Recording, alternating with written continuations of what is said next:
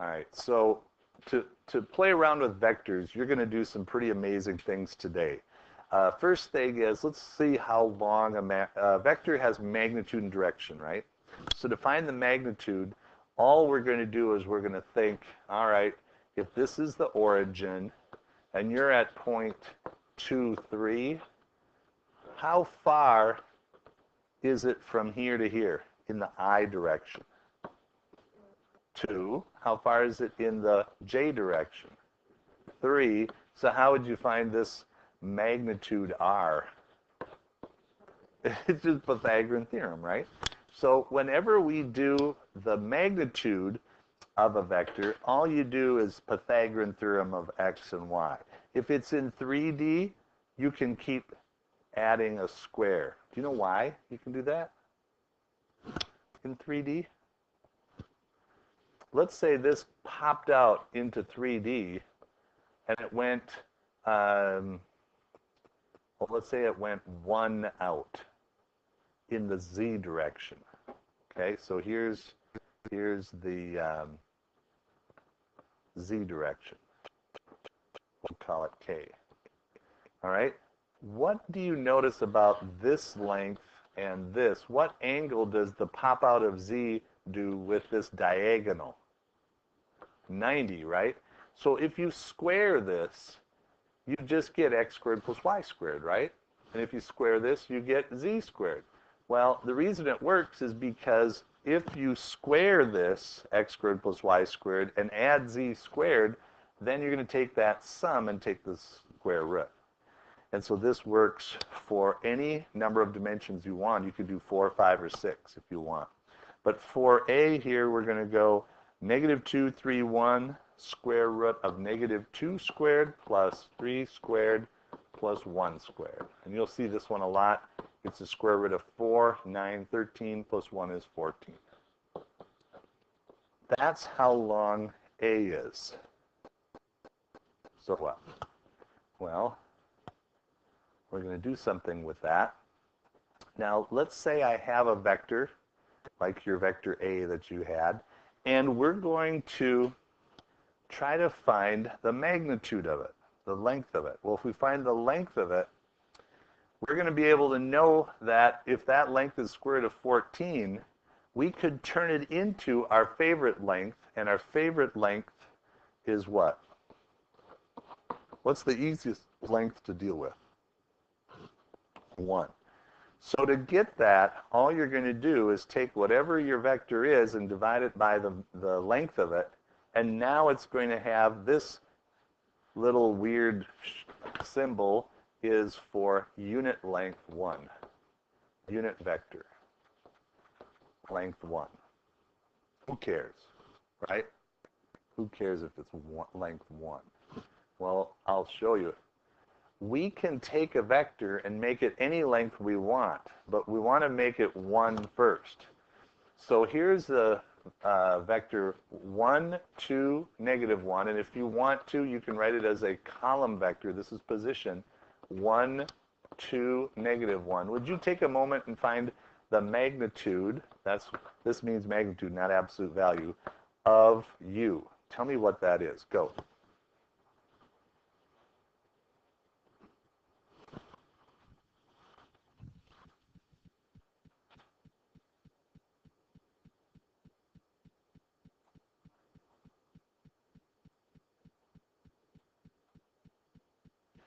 Square root of 6. So this is going to be the square root of 1 plus 4 plus 1, which is the square root of 6. All right, that's how long this vector u is. If we want to turn it into a unit vector, all you do is just write I plus 2j minus k. All you do is you write that times 1 over the square root of 6. Now how long is it? 1, and then once I have it that length,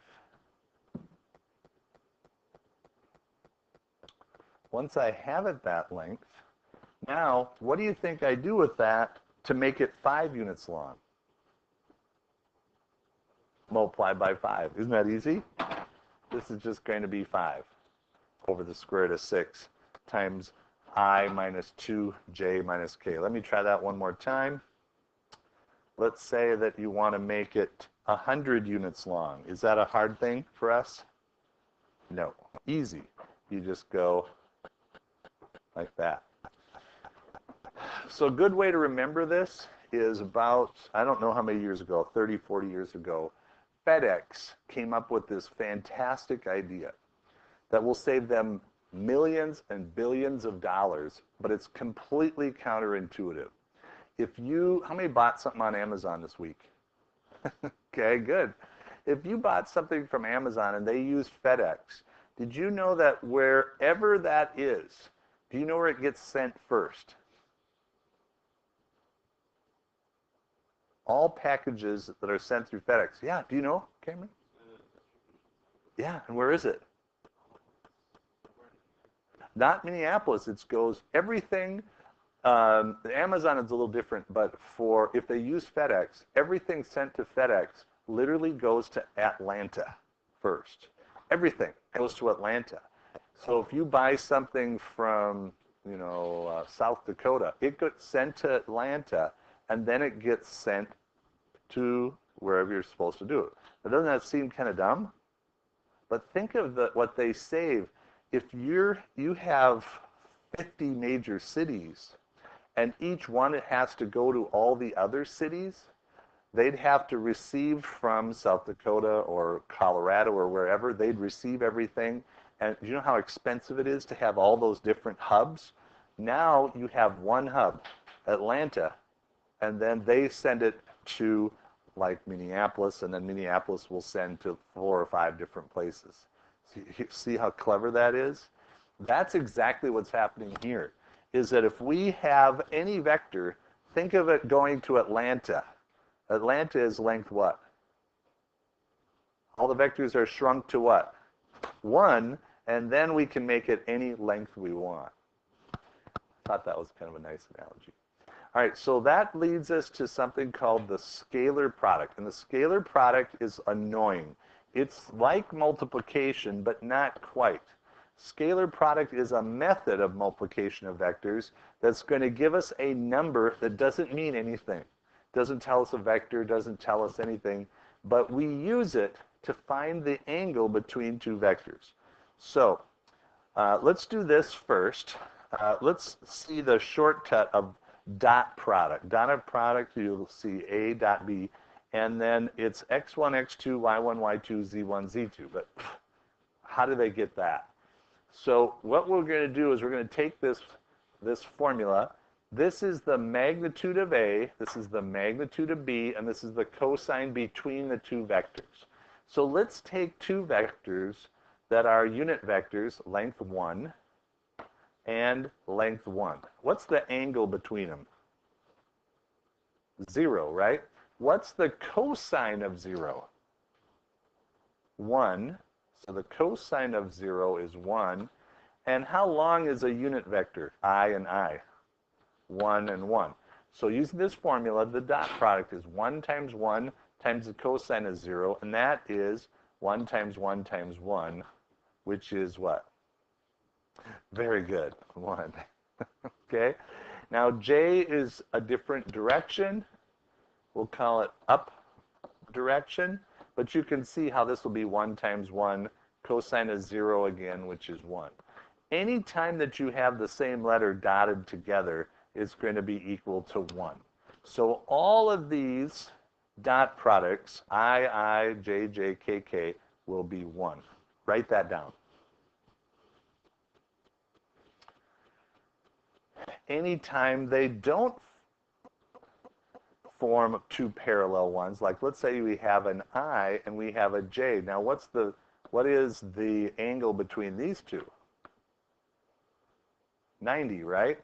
So we're going to have magnitude of 1, but this time we're going to have the cosine of 90. Now, do you remember what the cosine of 90 is? Unit circle, cosine? 0. So this thing is 0. 1 times 1 times 0 is 0. So anytime they form 90, like JK or IK or IJ, they're going to be a dot product of 0. So far, so good. Okay. Now go to this slide, and we're going to prove what the dot product is. This is a nice proof because it's just algebra. We're going to take a position vector x1, y1, z1 and dot product that with x2, y2, z2. Okay, we're going to dot product those together.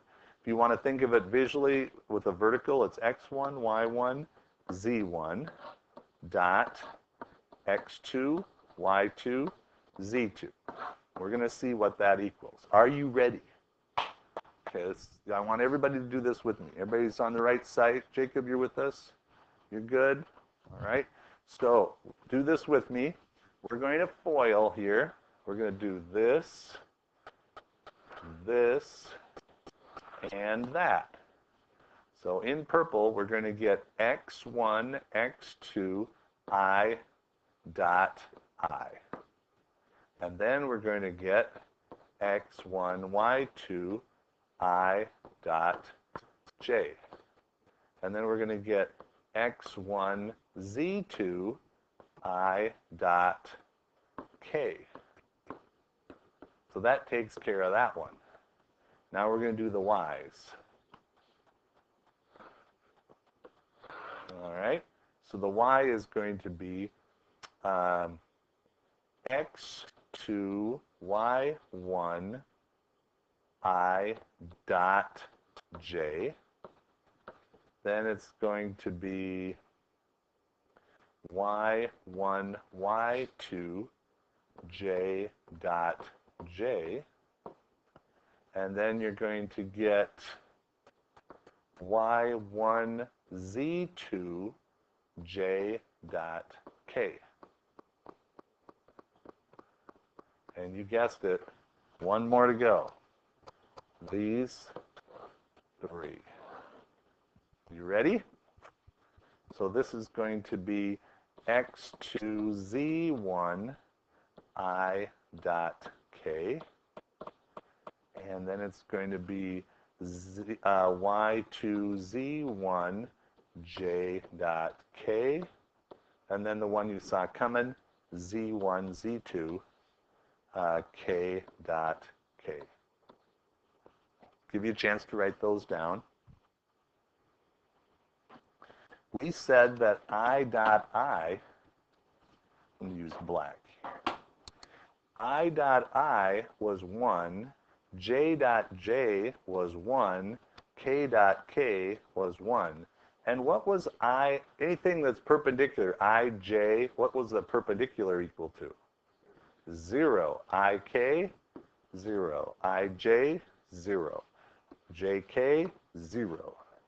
ik, jk, 0, and 0. So what we're left with is, these are gone, these are gone. Anything with zeros are gone. What we're left with are x1, x2 times 1 plus y1, y2 times 1 plus z1, z2 times 1. And that is the dot product.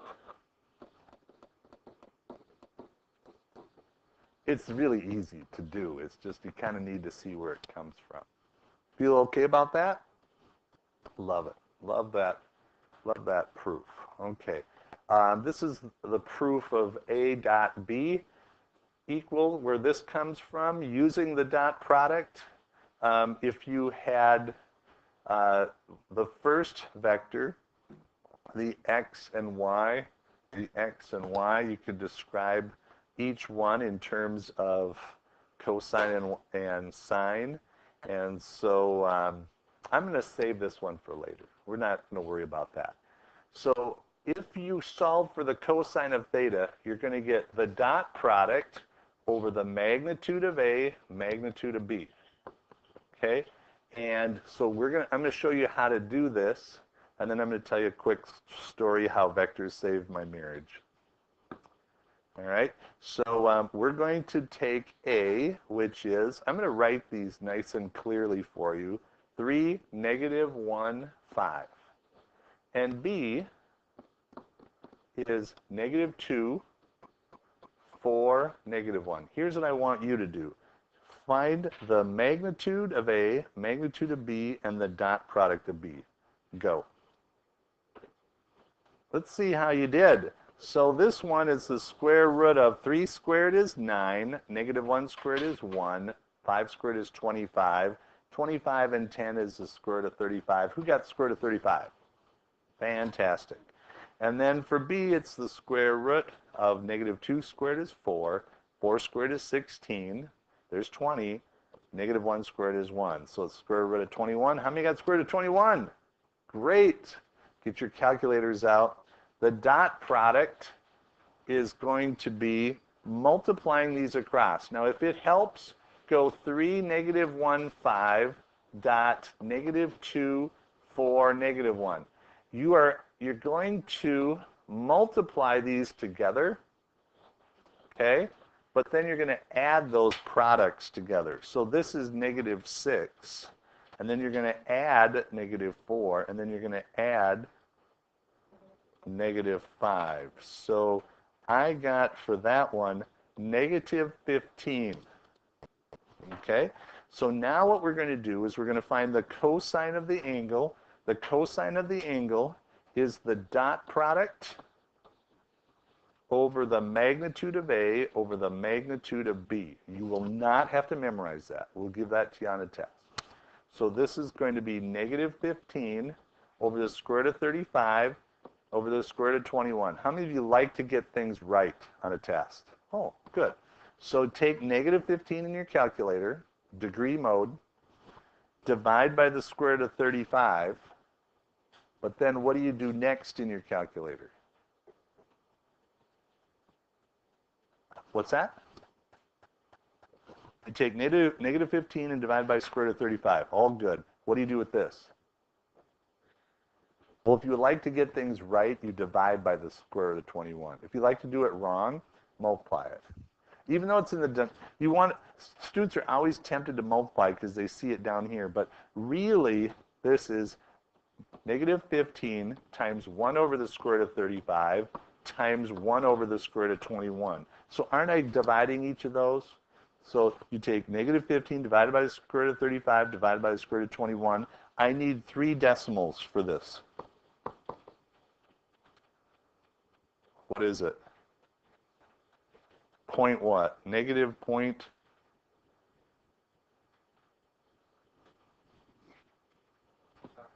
553. Love it. Now hit in the degree mode inverse cosine, and that'll tell you what the angle is between those two crazy vectors. Now you had one vector that was like this, and you had one vector that's like this. What we're doing is we're moving the tails so they line up, and we're finding the angle in 3 dimensions, which is insane that you can do that. It's like taking these 2 rulers, having one going this way and one going that way, and saying I can find the angle between them. Well, if we retain the same magnitude and direction, we can find the angle between them. And what'd you get for the angle? Should be over 90. Anybody get it? 123 degrees. We'll round to that. Now, here's how vectors saved my marriage. About 2 years into my marriage, I kind of noticed that my father-in-law didn't think that well of me. I kind of could tell he didn't like me very well. I had no reason, but he just didn't. So I'm sitting there in the summertime as a teacher. Maybe he didn't like that I was a teacher and I got summers off. I bet that's what it was. And he had to work. But he ran a log home company where he designed log homes. He calls me up on the phone one morning and he says, Tim, I have this problem. I have a building that I have a roof line coming down one way, and then I have another one going kind of at a weird angle to it, and I need to know what the angle of the roof, the gutters should be to form for those. And he said, there's no math that I know of that you can take one angle and another one in 3D and get an angle between. And I said, oh, I can do that. So I made a vector out of this roof in 3D. I made a vector out of this one in 3D, and I literally used this formula. And by the way, did the length of these vectors make any difference? No, but the dot product did. And so when I did the dot product of those and divide by the magnitude, I got an angle, and I called him up in like 5 minutes, and I gave it to him, and he said, well, we'll try it. Silence for a few weeks. All of a sudden, I get another phone call, real kind of subdued. Tim, you were right. And ever since, it's been fine. So saved my marriage right there, and ever since, it's been great. So you got something that you can think about why we're doing these things. Real quick with dot product, one last thing. Find the value of m, which the following vectors are perpendicular. So here's two vectors, and we're going to find the m that makes them perpendicular. So let's look at the formula. Cosine of theta is equal to the dot product over the magnitude of A, magnitude of B. Well, what if perpendicular, what angle are these two? 90, right? What's the cosine of 90? 0. Cosine of 90 is 0. So we don't care what these two are. All we care is what the dot product is. So here's what I'm going to have you do. I'm going to make a vector here, 5m, negative m, negative 3. Those are the coefficients of I, j, and k. And then I'm going to multiply it by, what's this vector going to be? m, 7, and 2. And we're going to do the dot product and see that that equals 0. So let's do it. 5m times m is 5m squared. 7 times negative m is negative 7m minus 6 equals 0. How are you going to find m? Quadratic. Yes. Or you could actually factor it. I think it'll factor 5m. And what are the factors of 6? 2 and 3. I think if you subtract this one and you add this one, do you get negative 10 plus 3 is negative 7m? Do you get 3 times negative 2 is negative 6? Do you get 5m times m is 5m squared? We're looking good. So there's two cases. You're either going to have 5m plus 3 equals 0, or m minus 2 equals 0. So you get m equal 2, and 5m equal negative 3. I think m is negative 3/5.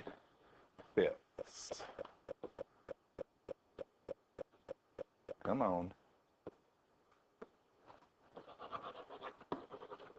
There you go. How you doing? Kind of nice. I like dot product. Now you would be able to do these, and I'm going to have you do those right now. And this ends the video.